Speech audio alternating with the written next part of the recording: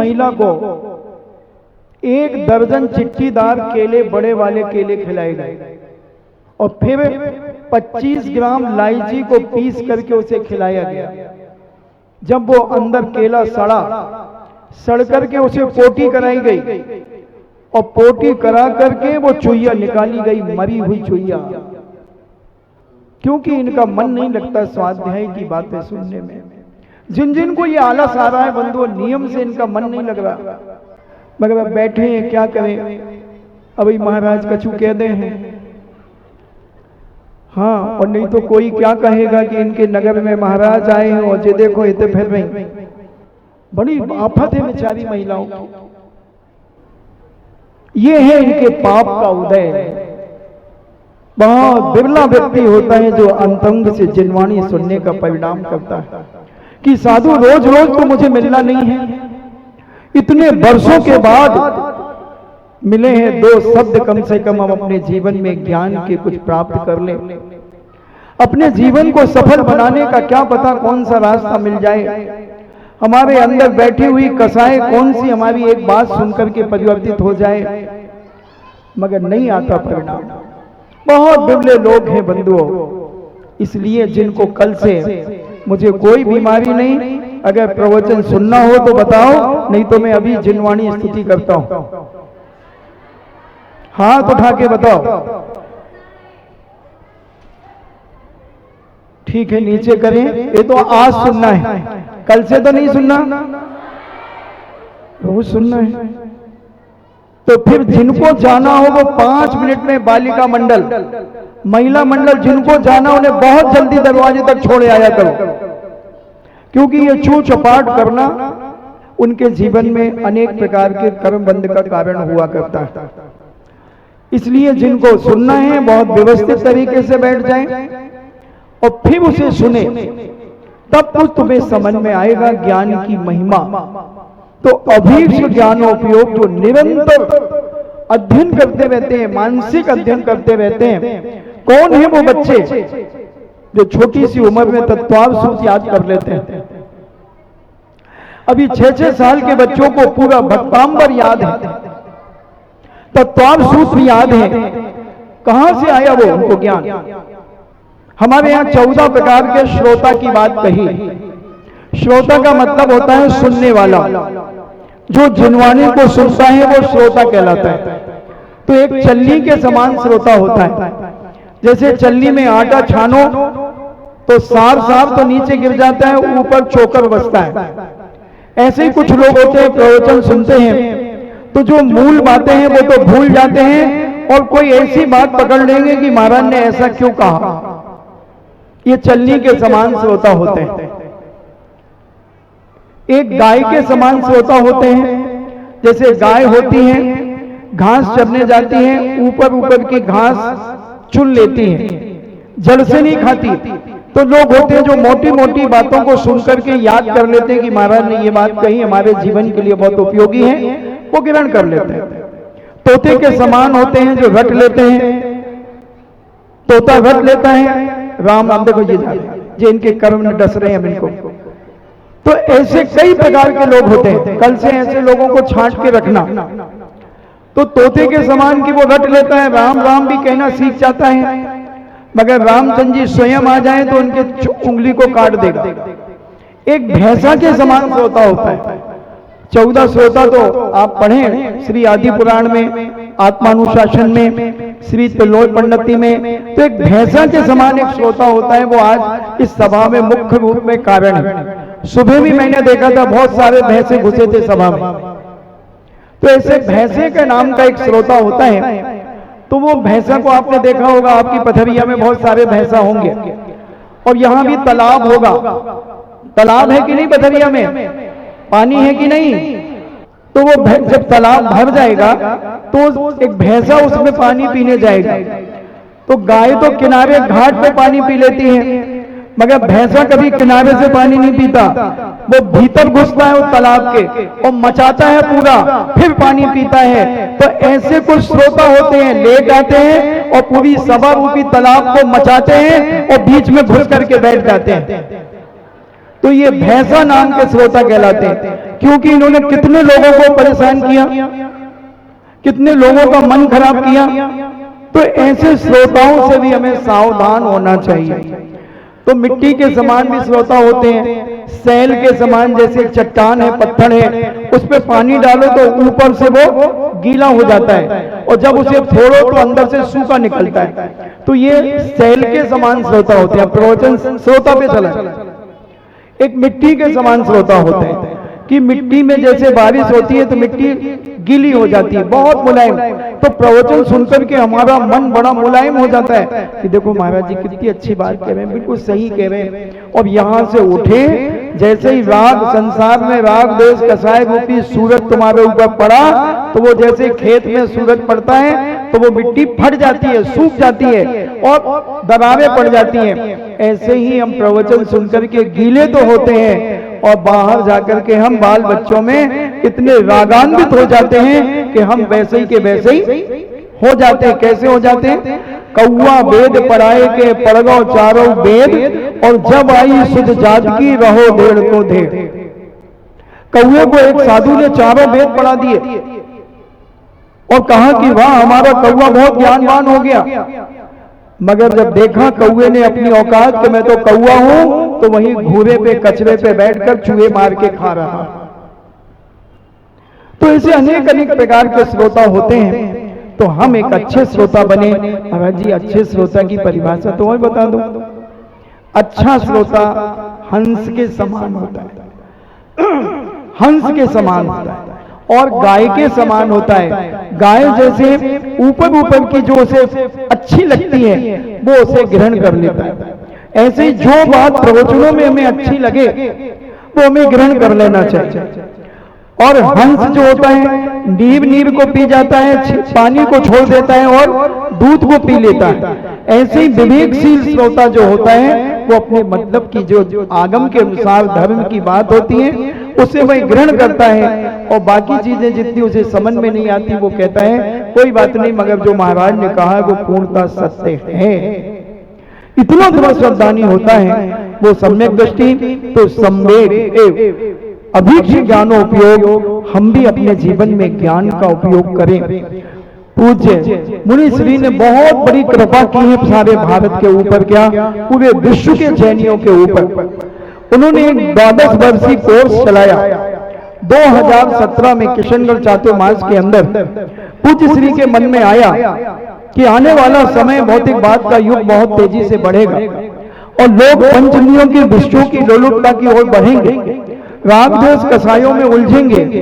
तो इनको स्वाध्याय में कैसे लगाया जाए, इन्हें समीचीन ज्ञान कैसे कराया जाए। तब उनके मन में जब ये वेदना जागृत हुई तब उन्होंने सांगानेर के बैनाला जी आदि विद्वानों को बुलाया और सारे विद्वानों से बैठकर के चर्चा की कि किस प्रकार से अपन गृहस्थ जीवन में श्रावक रह करके, श्राविकाएं रह करके अपने अध्ययन स्वाध्याय में भी मन लगाएं तो इनके ज्ञानावर्णी कर्म का क्षयोपशम हो, इन्हें कुछ भेद विज्ञान का ज्ञान हो, इन्हें मिथ्यात्व सम्यक का ज्ञान हो, 6 अनायतन क्या है, आदि आदि लोक मूलताएं क्या है, मिथ्यात आदि किन कारणों से सम्यक दर्शन हमारा नष्ट हो जाता है। तो ये सारी चिंताएं जब उन्होंने विद्वानों के बीच में पूज्य श्री ने रखी तब विद्वानों ने कहा कि महाराज जी इसके लिए एक सिलेबस तैयार हो सकता है। तो महाराज ने कहा कि मैं सिलेबस तैयार करूंगा, 1 साल में कितना पढ़ना, दूसरे साल में कितना पढ़ना, तीसरे साल में कितना, चौथे साल में, 5वें साल में, 6वें साल में, 7वें साल में। तो ऐसे 12 साल का कोर्स तैयार किया गया। 12 साल अगर आप उसे पढ़ लेते हैं और प्रतिदिन आधा 1 घंटा आपको निकालना है, आप अभीक्ष ज्ञानोपयोगी बन सकते हैं। ऐसा ज्ञान आपके जीवन में प्राप्त हो जाएगा। बंधुओं, आज 6वीं और 7वीं क्लास में भी पढ़ने वाली बहुत सारे भाई बहन माताएं, जितने पढ़े लिखे लोग इसमें इन्वॉल्व हो और जो पाठशालाएं पढ़ाते हैं उन शिक्षकों को तो जरूर 12 वर्षीय कोर्स पढ़ना चाहिए। हर व्यक्ति को पढ़ना चाहिए, जिसको पढ़ना आता है उसे इस कोर्स में अपना इन्वॉल्व हो जाना चाहिए। सुधा सागरम, आप एक ऐप निकालेंगे अपने मोबाइल पर, उसमें आपको सारी डिटेल मिल जाएगी। आपको क्या करना है, कैसे फॉर्म भरना है, कैसे किताबें बुलवाना है, और सारी ऑनलाइन क्लासें चलती हैं।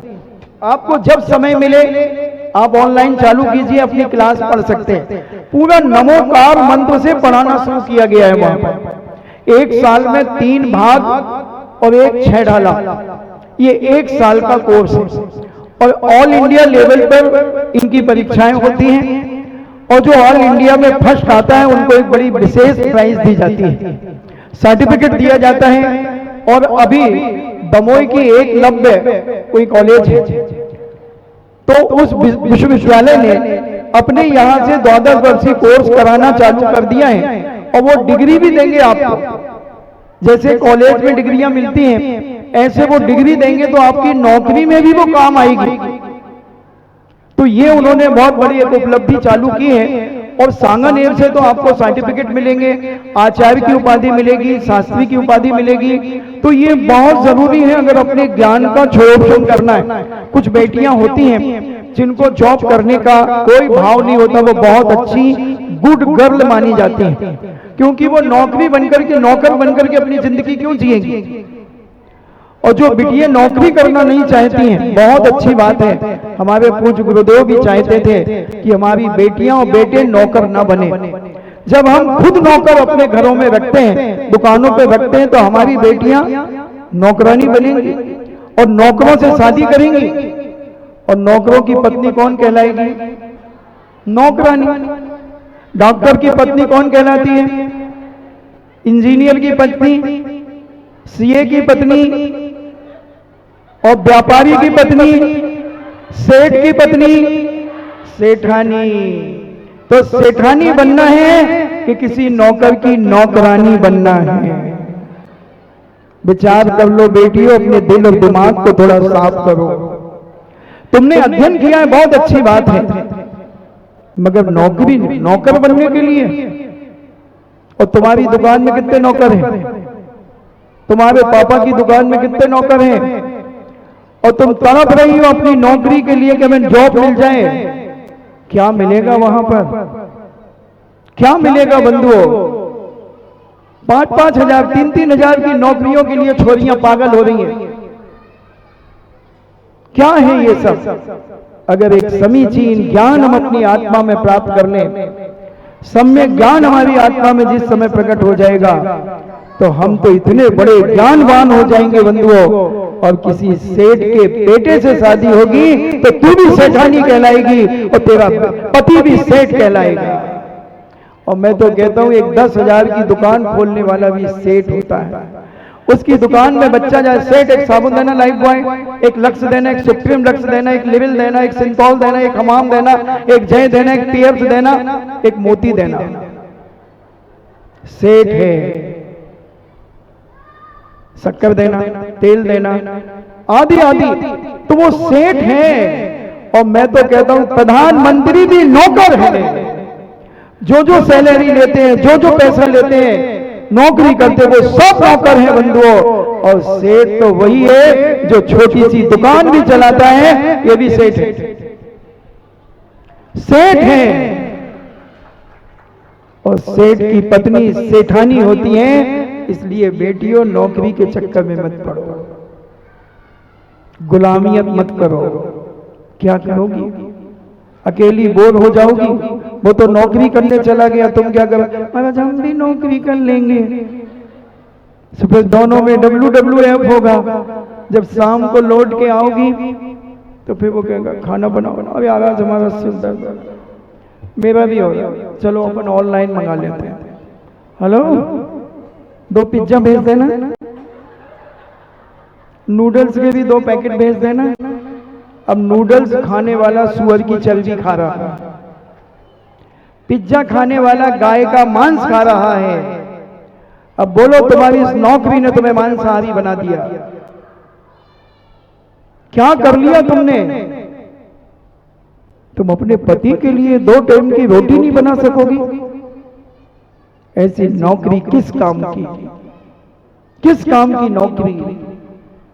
और जब ये ज्ञान तुम्हें प्राप्त होगा, जब ये समीचीन ज्ञान, हम तो नौकरी वाले से करेंगे, जॉब करने वाले से। Job job. और कई तो ऐसे केस मेरे पास आते हैं, महाराज जी पुणे में लड़का जॉब कर रहा है, बहुत अच्छा है, हम लोग देख करके आए, महाराज जी फ्लैट भी है उसका। अच्छा फ्लैट भी है, कितने कमरे हैं उस फ्लैट में? महाराज जी 4 कमरे हैं, एक हॉल है, 2 गाड़ियां हैं उसके पास, बहुत अच्छा पैकेज है। कितने का पैकेज है? 25 लाख का पैकेज है। हमने कहा अच्छा? बोले हाँ महाराज जी हम तो उसी से कर रहे हैं। हमने कहा बहुत अच्छा। और 2 महीने बाद हमने पूछा कहाँ है बेटी? महाराज जी वो घर पे आ गई। क्यों आ गई? 3 पहले से उसकी थी। सुन रहे हो ना? 3 पहले से थी, क्योंकि उसके ऑफिस में काम करती थी ना, उनसे उसका चलता था। अब तुम्हारी बेटी मर रही है, अब भोगो। या फिर पता चला कि वो तो किराए का फ्लैट लेकर के शादी के लिए उसने ये स्वांग रचा था, 6 महीने के लिए उसने ये सारा दिखावा किया था, और शादी होने के बाद भाई साहब का 2.5 लाख का पैकेज है, और एक 10,000 का एक कमरे में एक पर्दा डाल दिया है, 2 पर्दे, एक ऐसे पूरा एक ऐसा पर्दा और एक बीच में ऐसा पर्दा। तो एक में किचन होती है और एक में सोते हैं, और एक में 2 कुर्सियां रखी हैं प्लास्टिक की। भाई साहब उसमें अपने आप से बैठते हैं। वो उनका क्या बोलते हैं उसको? बैठता है वो, कौन सा रूम बोलते हैं? डाइनिंग है। हाँ हम तो पढ़े लिखे नहीं है भाई, सो हमें कौन कछुआ उठा है। सो वो उनको डाइनिंग टेबल हो गई है। सो होते अपने आ गए, और अभी आपका तो बंगला, हाँ वो तो शादी करना थी भैया, आजकल मोड़ियां जो ये सब देखती हैं ऊपर की चमक दमक, सो हमने तो कर लो। तो अब बेटे को तो अभी 2.5-3 लाख का पैकेज है बस। अब ऐसी फूट करके रोते हुए आती है, महाराज जी बहुत धोखा हो गया हमारे साथ। क्या हो गया? महाराज जी उनसे शादी की। किनसे? उनसे हमारे पापा ने कराई थी ना। किनसे कराई थी? अरे हमारे हस्बैंड से। तो क्या हुआ? हमने तो सुना था कि उनका बहुत अच्छा फ्लैट है और 25 लाख का पैकेज है और 4 रूम है, एक वो हॉल है और सब कुछ है, ठाठ है महाराज जी, घंट है उनके पास। एक कमरे में उसी के पार्टीशन बना करके जिंदगी भोग रहे हैं। कभी गैस खत्म हो जाती है, तो कभी आटा नहीं है, तो कभी ये नहीं है, तो कभी वो नहीं है। होश में आओ, होश में। और सुनो क्या लॉस है। मान लो तुम्हारे पिताश्री बहुत अच्छे व्यापारी थे, और पिता ने सोचा कि एक बार में मरने के पहले अपने संपूर्ण बेटी बेटियों को, दामानों को, सबके लिए श्री सम्मेद शिखर की वंदना कराना चाहता हूं। तुम्हारे पास भी खबर भेजी, बेटा तुम भी तैयार हो जाओ। पापा वो कह रही थी छुट्टी नहीं मिलेगी, छुट्टी नहीं मिलेगी, बॉस से पूछना पड़ेगा। भाई घड़ी रखना, नहीं तो पता चले कितने बज गए। एक घड़ी रखने भाई, और बॉस से पूछना पड़ेगा। बॉस ने कहा नहीं अभी कंपनी बहुत लॉस में जा रही है, अभी आपको कोई छुट्टी नहीं मिलेगी, 6 महीने तक कोई छुट्टी नहीं मिलेगी। और पिताजी ने टिकट का रिजर्वेशन करा लिया था कि हम अपनी उस बेटी को भी ले जाएंगे जो पुणे में है, मगर उधर तो पता चला कि छुट्टी नहीं मिली। और व्यापारी होगा, व्यापारी के ससुर जी ने फोन किया, लाला जी। हाँ पापा जी, सम्मेद से क्या चलना? कब चलना? 8 दिन बाद रिजर्वेशन कर। हाँ चलो।